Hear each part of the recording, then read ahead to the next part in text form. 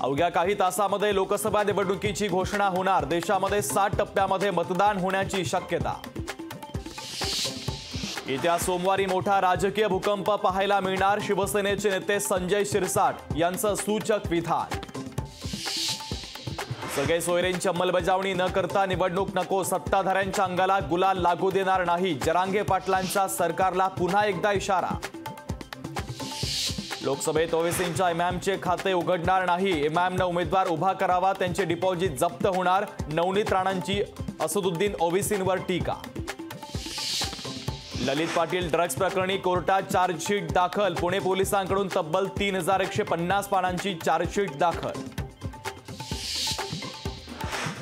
भारत जोडो न्याय यात्रा आज मुंबईत दाखल होणार। उद्या दादरच्या शिवाजी पार्कमध्ये राहुल गांधींची सभा। ठाकरे गटाकडून दक्षिण मुंबईतून अरविंद सावंतांच्या उमेदवारीची घोषणा। सावंतांना पुन्हा निवडून देण्याचे उद्धव ठाकरेंचे आवाहन। उपमुख्यमंत्री अजित पवारांचे बंधू सुप्रिया सुळेंच्या बाजूने मैदानात। श्रीनिवास पवारांवर इंदापूर मतदारसंघाची जबाबदारी। पश्चिम बंगाल, महाराष्ट्रासह तेलंगणातून सर्वाधिक निवडणूक रोखे खरेदी। महाराष्ट्रातून तब्बल 2258 कोटींचे निवडणूक रोखे खरेदी। पश्चिम बंगालमधील कंपन्यांकडून 2382 कोटींचे रोखे खरेदी। सीएएच्या अंमलबजावणीला आता मुस्लिम लीगकडून कोर्टात आव्हान। याचिकांवर मंगळवारी सुप्रीम कोर्टात होणार महत्त्वाची सुनावणी। राज्यामध्ये 6.21 लाख निरक्षरांची नोंद। उद्या पायाभूत साक्षरता आणि मूल्यमापन चाचणी। ऑल इंग्लंड बॅडमिंटन स्पर्धेमध्ये भारताला मोठा धक्का। पुरुष दुहेरीमध्ये सात्विक आणि चिराग जोडीला पराभवाचा धक्का। कर्नाटकचे माजी मुख्यमंत्री येदियुरप्पा यांच्या विरोधात गुन्हा दाखल। अल्पवयीन मुलीचा लैंगिक छळ केल्याप्रकरणी त्यांच्या विरोधात गुन्हा दाखल।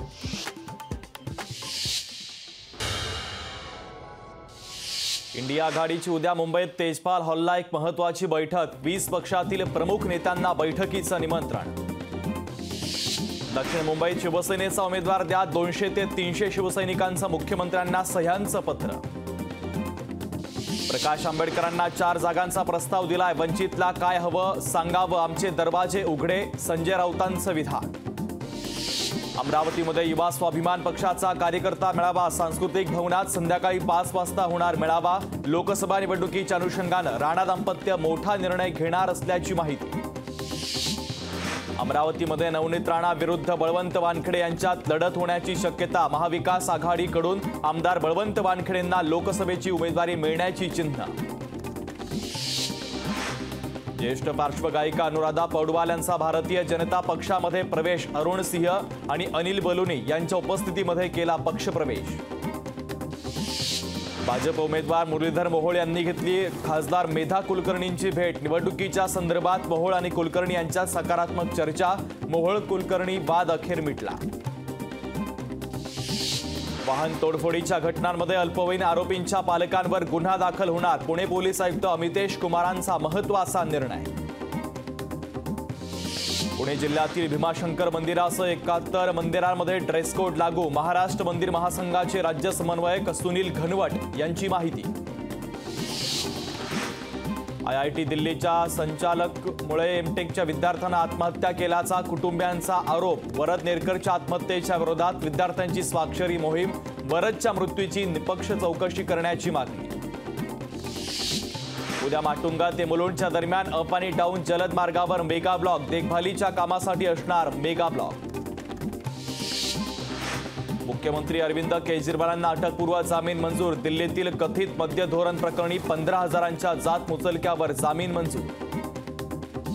मुंबईत अनधिकृत बॅनर होर्डिंग्सवर होणार कारवाई। निवडणूक आचारसंहितेच्या आधी पालिकेचा निर्णय। राज्यात पुन्हा एका काका पुतण्याचा संघर्ष अटळ। रासपचे नेते महादेव जानकरांचे पुतणे स्वरूप जानकर माढा लोकसभा मतदारसंघातून इच्छुक। अचानक त्रास होऊ लागल्यानं विजय शिवतारे रुबी हॉस्पिटलमध्ये दाखल। दरम्यान शिवतारे यांची प्रकृती स्थिर असल्याची माहिती।